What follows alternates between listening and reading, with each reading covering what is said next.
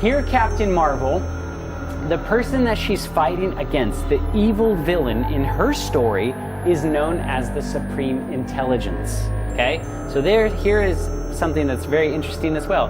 Who is the Supreme Intelligence in the universe? God. He is the one that is the top of the food chain everywhere, right? He's known as the most wise being, looking at it and judging it from a Christian perspective, but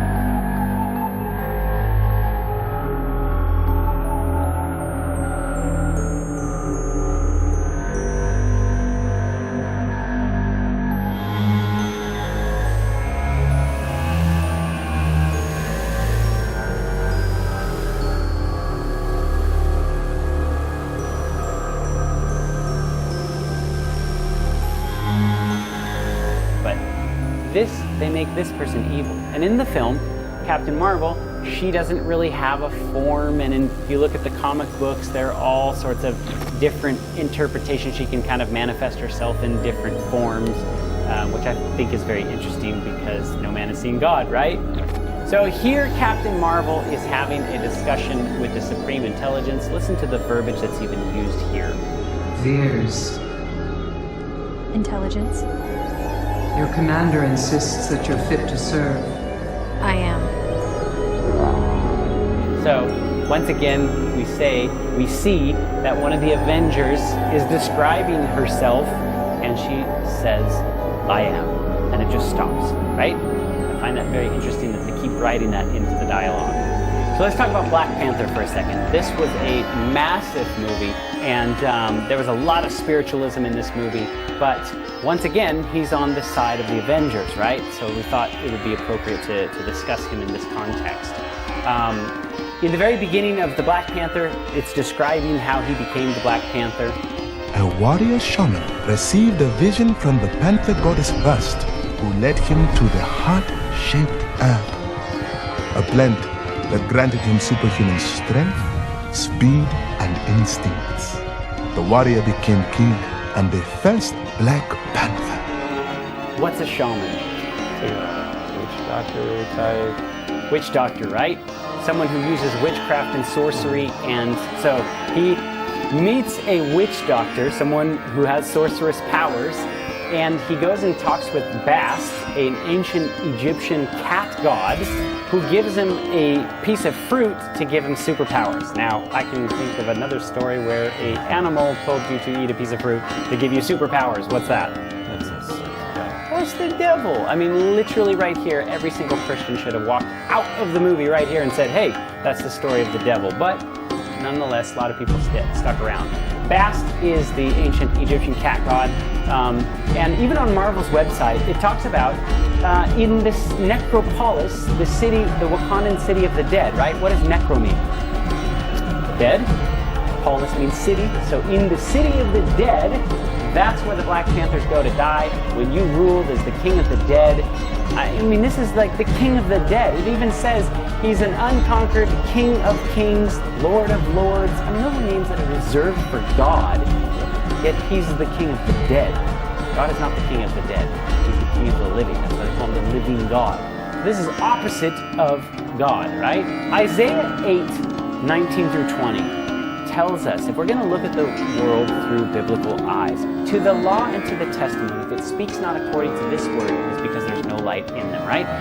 It has to line up with the Bible, otherwise it's not worth your time. That's basically what that's saying. So let's talk about when he meets his father, who's dead, and he goes through a ritual that sends him into this space where he can then go talk to the dead panthers. And in here, we have the panther sitting inside of the tree, and as he approaches the tree, the panther comes down and talks with him. I find it, once again, very interesting that we have a tree and an animal coming down to give you a piece of advice out of that tree. I'll let you sit and think on that for a little bit. Leviticus 26, though, says, "And the soul that turneth after such that have familiar spirits, after wizards, to go a-whoring after them, I will set my face against that soul and cut him off amongst his people." Listen, witchcraft and sorcery is a very serious matter in the Bible. You do not, as a Christian, want God to tell you he's going to set his face against you. God is very merciful. He is very patient. But there are things that will push him past that mercy and patience. Witchcraft, look at the stories in the Bible. Turn through and just read the chapters that happened in the Old Testament. Anyone that constantly struggled with witchcraft and sorcery, they were literally sent out of the camp, and God said, "This is severe enough. Don't even have them around you. Take them outside. Put them outside of your group." In most cases, Put to death, right? That's how serious it was in the Bible. So I believe it's as serious then as it is now for us. So anything with witchcraft and sorcery, turn it off. Don't even watch it, right? In the comic book for Black Panther, here's Black Panther talking with Bast. That's closer to Baphomet. I mean, literally, he's going and meeting with Baphomet to become the Black Panther. And as he meets with this Bast god, that's where Bast tells him, "You're going to be the king of the dead." And Bast talks to him and says this line that we read from earlier, that you will be with all of the past Panthers when they go to die. You'll be a crowned and unconquered King of Kings. I mean, those names that are only reserved for God. He opens up Black Panther's third eye, and that's what really gives him the power to be the Black Panther. And then here's the Black Panther totally talking to all of the other dead Black Panthers to give them counsel. He says, "Hey, listen, I call upon the name of Bast. I call upon you for counsel." We're never supposed to call upon the spirits, right? There's tons of examples in the Bible where people called upon the spirits and it was disastrous. Leviticus 19:31 says, "Do not turn to mediums or necromancers to seek after them and to make yourselves unclean by them. I am the Lord your God." The Bible is very clear on necromancy, speaking to the dead, sorcery, witchcraft, any of that kind of stuff. It says that it will make you unclean.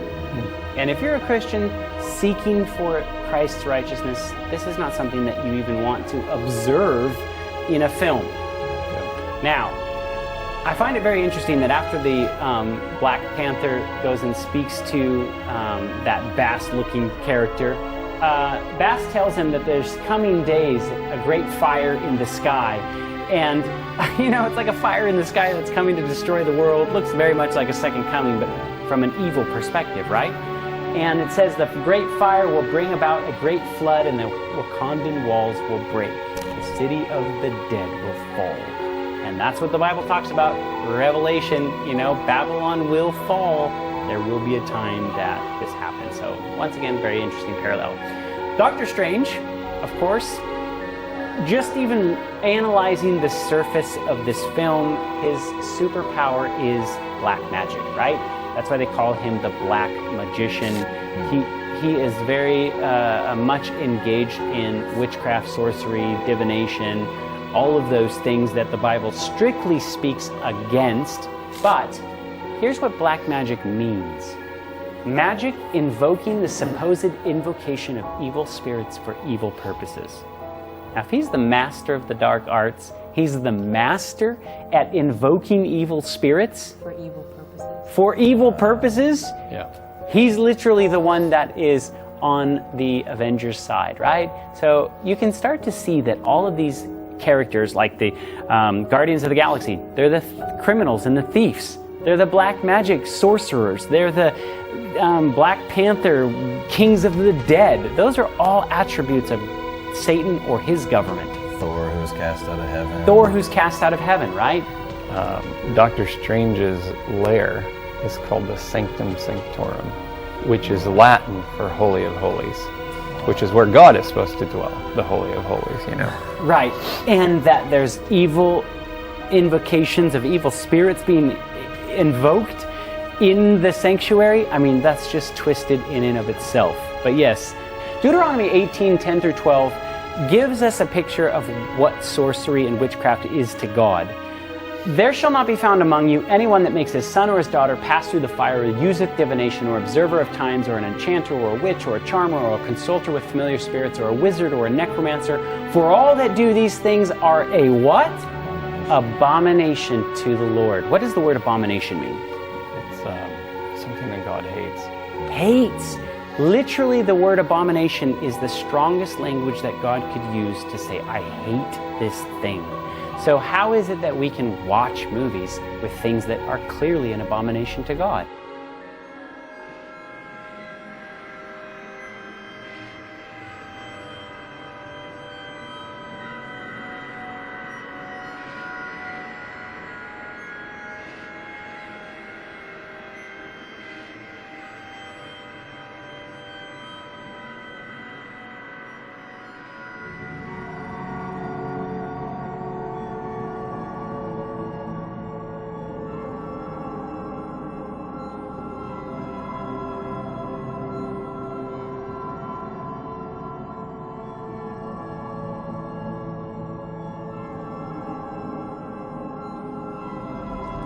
Is this the child? It is, Your Excellency. This is our niece, Sabrina.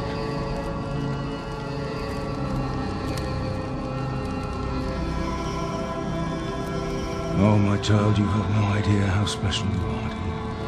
How you've been chosen. This is Faustus Blackwood. He's High Priest of the Church of Light. Dark Lord, Satan's representative on Earth. Rugs tell me you're having doubts about your baptism. That you may, in fact, not be signing your name in the Book of the Beast. No, that can't be. That must not be. So, let us see what I can do to convince you.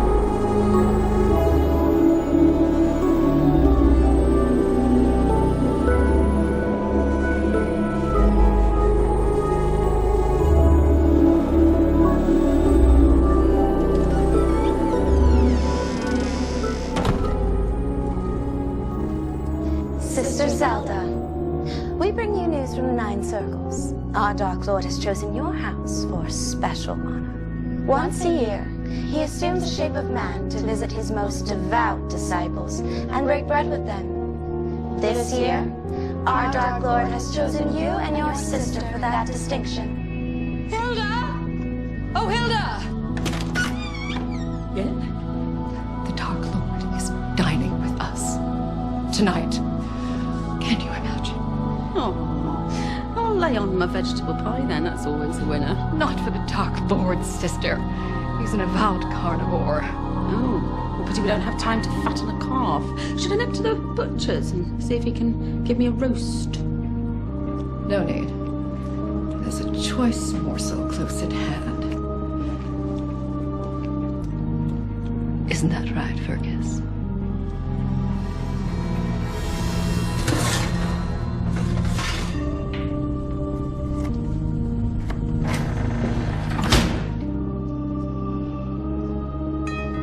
Get that, won't you?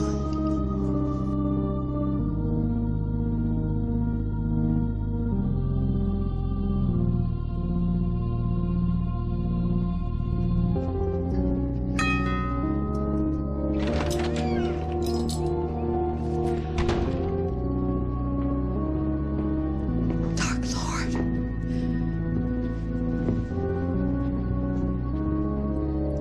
Now then, what have you prepared for me, daughter Hilda? It's a vegetable pie, Dark Lord. And what have you prepared for me, daughter Zelda? I've made your favorite, Dark Lord.